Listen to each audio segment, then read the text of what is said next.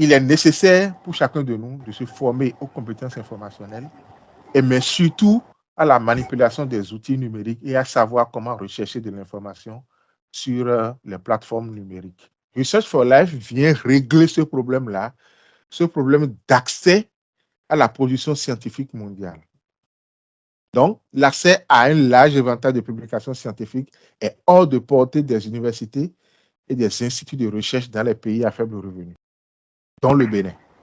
C'est là que l'initiative Research for Life vient sauver la mise et donne un accès abordable, pour ne pas dire gratuit, à de la production scientifique aux pays du Sud, afin que, d'une manière ou d'une autre, les pays du Sud soient quand même sur le même pied d'égalité en matière d'accès au savoir que les pays développés.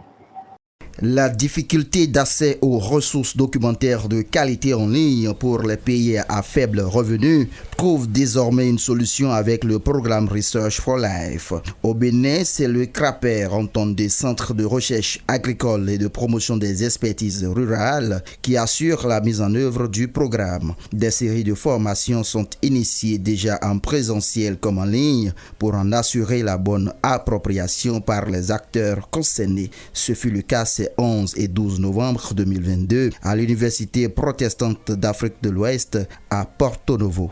La transformation digitale qui touche pratiquement tous les secteurs d'activité n'a pas épargné le volet recherche documentaire de la science de l'information.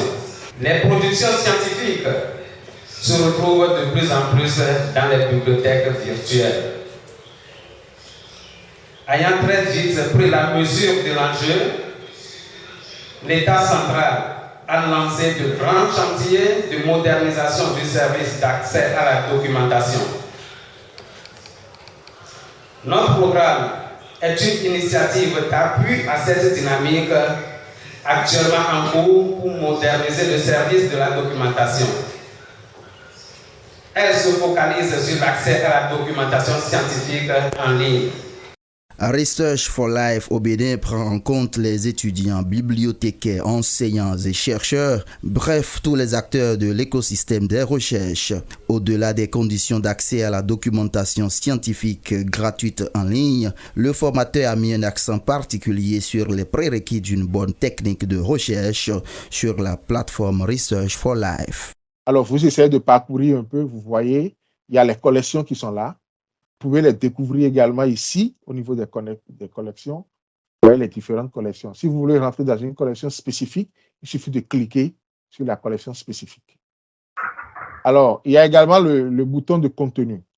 Est-ce que vous voulez chercher des revues? Est-ce que vous voulez chercher des livres? Est-ce que vous voulez chercher des sources de référence, des encyclopédies, des dictionnaires? Est-ce que vous voulez chercher des bases de données? Est-ce que vous voulez chercher les collections gratuites?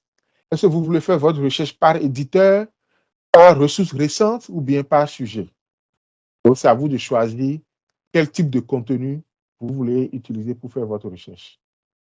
Donc, il y a plein d'autres menus que vous pouvez balayer, les news, les actualités récentes.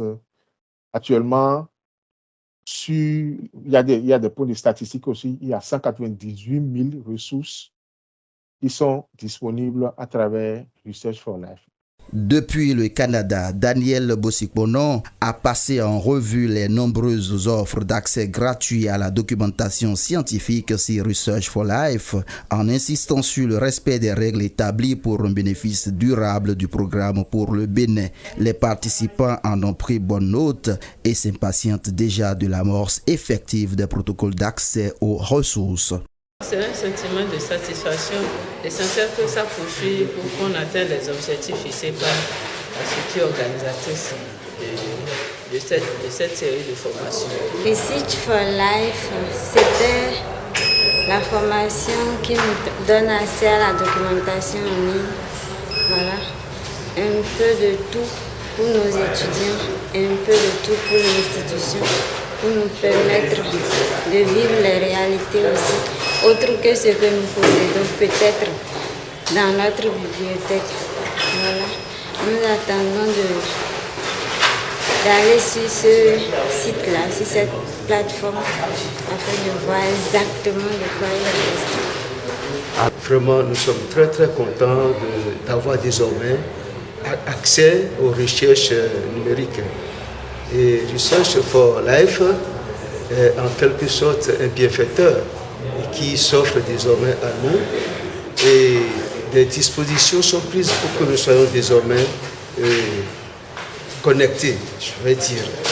Research for Life est donc une grande aubaine pour les chercheurs de tout Akabi. Le Centre de recherche agricole et de promotion des expertises rurales Krapé Bénin continuera donc les diligences pour l'atteinte rapide des objectifs définis à travers la poursuite des formations spécifiques pour une bonne maîtrise du programme Research for Life au Bénin.